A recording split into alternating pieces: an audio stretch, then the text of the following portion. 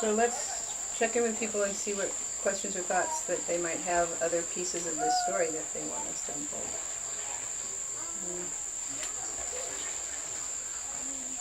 Again, we've had a dark and stormy night. Truck coming down the hill. Other trucks have already had an accident because it's icy and foggy. And so this radioactive waste truck comes slamming into what's already a pileup of tractor trailers with a lot of diesel fuel. And the waste that's on this last truck is some of the most radioactive and concentrated material that there is. And it gets caught in a fireball with that diesel going.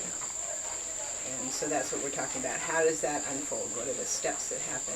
And we, of course, never want to see this happen. Never. No. We're working very hard to prevent it ever happening. But. And when you put government into an area, no matter what type of government, you will also have the smaller groups who are frightened by any time the government comes in. And this just adds to their fear of government takeover.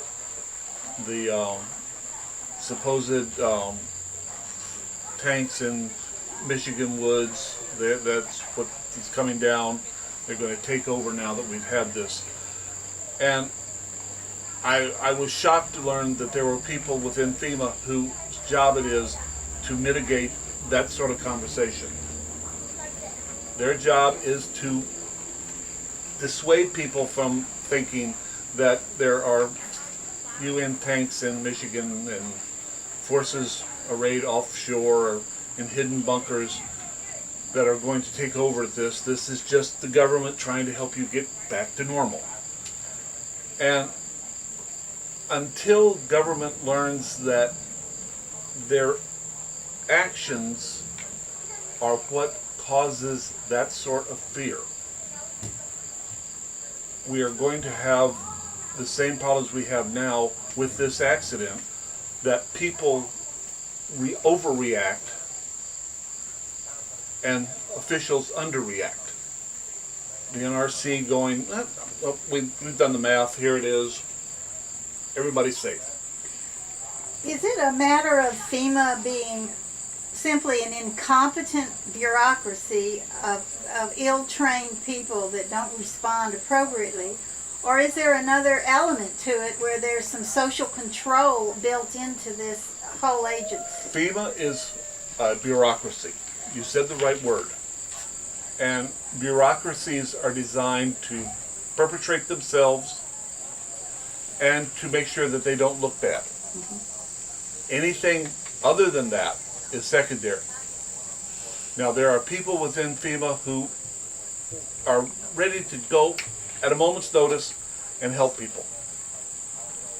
The support for those people is where we run into problems, because they're in Washington, they spend a lot of time there, and that they're covering. The Katrina incident with Brownie, doing a good job, that is exactly what the situation is. And as we militarize our government, and FEMA is part of that deal where they are bringing in former military as hard and fast as they can, you get a certain line of thinking that's very rigid, is not flexible, and doesn't think about it. With this thing of the NRC saying everything's fine, they'll run with that because that's easy. Right. And I want to bring out the fact that this type of shipment is required to have 2 live human beings, each with a gun. And that's the level of security that is required by regulation. I'm not saying that there might not be additional security put in place for whatever other sets of reasons, but certainly the type of escort that activists got leaving an action camp in this part of the world with a helicopter overhead and 30 cop cars because they didn't have their proper insurance papers in their car, proof of insurance. That I witnessed this, okay, that Homeland Security took that level of attention to a civilian vehicle with a young woman who just didn't have the right insurance papers to impound her car. That will not be the picture of this highly radioactive material coming through if it does. And when you say it's a truck carrying highly radioactive waste on our commonly used roadways through the mountain passes, if I were looking inside at that waste, what am I looking at? Is it a sloshing around liquid? Is it a bales of something? Rods, I heard you say? Indeed, there are liquid shipments on our highways of radioactive liquids, a lot through this area because they're moving liquid uranium from South Carolina to Tennessee and from another part of Tennessee to Irwin, Tennessee. So those shipments of liquid radioactive stuff are out there, but they are not the stuff I'm talking about in this scenario. The stuff in this scenario is once that uranium is fully processed, it's fuel for a nuclear power plant. Mm-hmm. And the fuel is in there for 3 to 5 years. And when it comes out, there's still fuel rods, still bundled together in assemblies, and those assemblies are what are called highly radioactive waste because they're no longer usable as fuel in their present form. And they are millions of times more radioactive because the individual uranium atoms were split inside the reactor. Not all of them, but there's about 3 to 5% that can be split, and generally they go as far as they can towards getting all of those done. And the little fragments, when you split an atom, it doesn't go into the vacuum, it doesn't disappear, it becomes little fragments, just as if you took a hammer and a glass marble and you hit it. You have little pieces.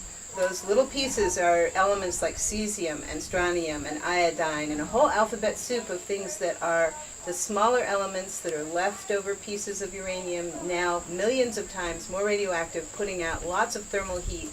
And that's why the fuel in Japan is melting, why the fuel at 3 Mile Island that stopped having coolant melted, why a fuel rod that's not kept in liquid for 5 years can actually combust on air.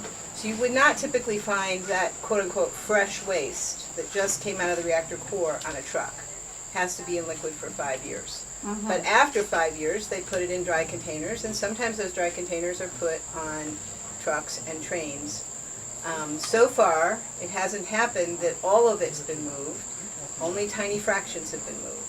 And right now, our government is considering a new set of recommendations that would involve taking this waste from the reactor sites where it is now and moving it on trucks, trains, and boats to centralized storage sites. And one of those, if it happens, could be in South Carolina, which would mean that US 25 and I-26 and I-40 would all be very primary transport routes if this plan of putting the waste in one place moves forward.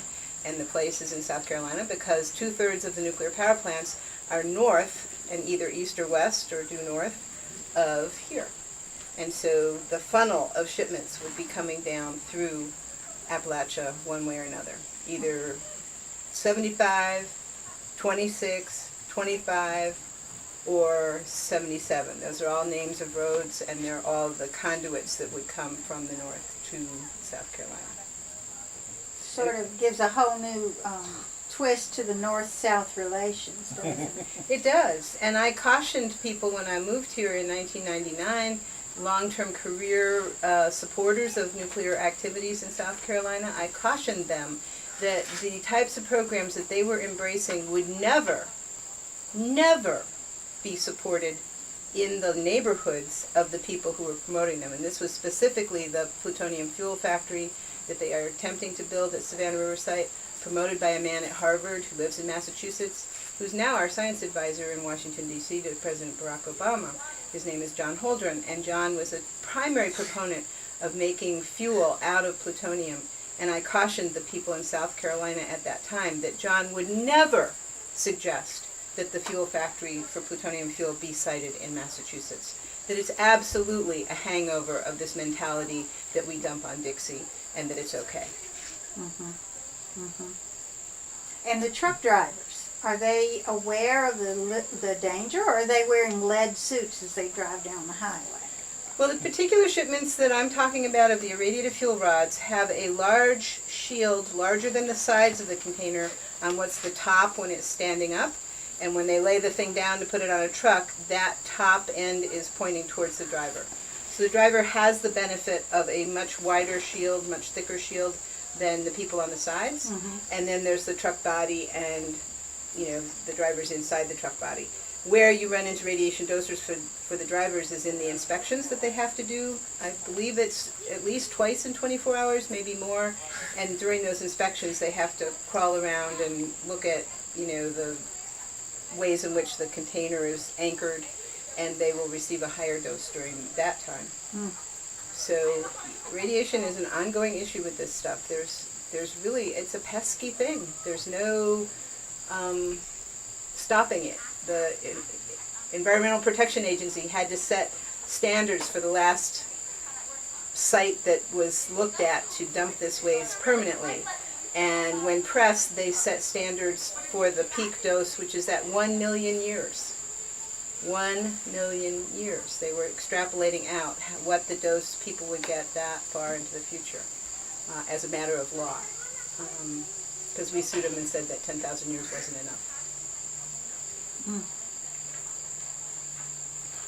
And if you will notice that in all of this scenario and also in the real world, you have not noticed any additional monies coming to local fire departments for training in this.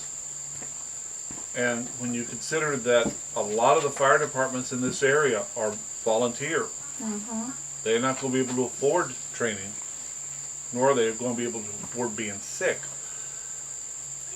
But my experience with firemen is that they will go fight the fire. Yes, no matter what. Just like the firemen at Chernobyl. And those guys receive something like the same dose you would have gotten if you were underneath the Hiroshima bomb and could somehow have walked away. They literally were cooked from inside out. So we are setting up a lot of decent people, a lot of countryside for problems that aren't of their making. And let's now expand the fact that it's not just one truck. If this program were to go forward and all of the nation's high-level nuclear waste were to be put in South Carolina for storage and possible recycling, which is a different story, there would be 10,000 trucks at the minimum. 10,000 shipments coming now. Some of them are in the South, but that's only a third. So, okay, 7,500. 7,000 shipments potentially coming through this area over decades. They don't come in 1 year, but it takes decades to move all this stuff because they've been making it continuously for over 40 years without a plan as to what to do with And no training in sight. it. No money in sight. And just take your percentage of how many trips it takes to have a wreck.